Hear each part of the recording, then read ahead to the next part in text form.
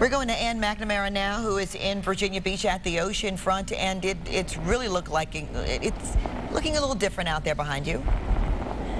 That's right, Alvita. I want to be very clear for people who are listening on the radio, which is probably most people at this point. I know we are listening on the radio in our hotel room, which is leaking, by the way, but that's a side note.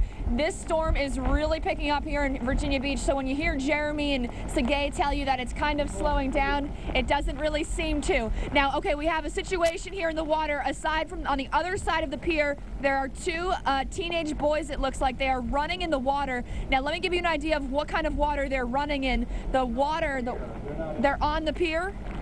It appears that they're on the pier. Now, the white foam of the waves is crashing, some of them as high as the top of the pier. That restaurant at the end of the pier, if you know Virginia Beach, the restaurant, the water is up to the restaurant. It's actually up to where the restaurant begins. Water further down the beach is actually crashing over the boulevard. So a lot is going on here in Virginia Beach. The wind gusts picking up. People, though, still coming out, still wanting to see what Hurricane Irene looks like, and at this point, it's just become a very, very dangerous situation. Now, the other thing we want to talk about, tidal flooding. You hear Don tell you that the tide is coming in, high tide, 8:30 tonight. Now, right now, we're about 2.5 hours outside of that.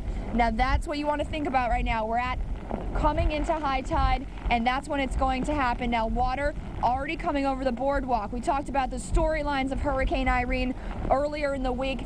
People who've lived here their entire life, they tell me they've never seen the water come over the boardwalk. So again, I just wanted to be very clear when you're listening at home on the radio, while the storm may be weakening, while it may be going slower, you also need to know conditions where you are in Hampton Roads. This is the first place Irene is going to hit in Hampton Roads.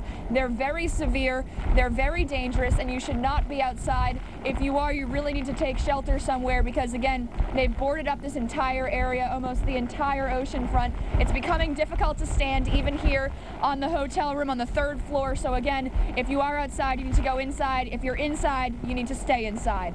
Reporting live in Virginia Beach, I'm Ann McNamara. Back to you guys. All right, thank you, Ann. Just stay safe there. You're in a pretty good place, though the room is leaking at this point.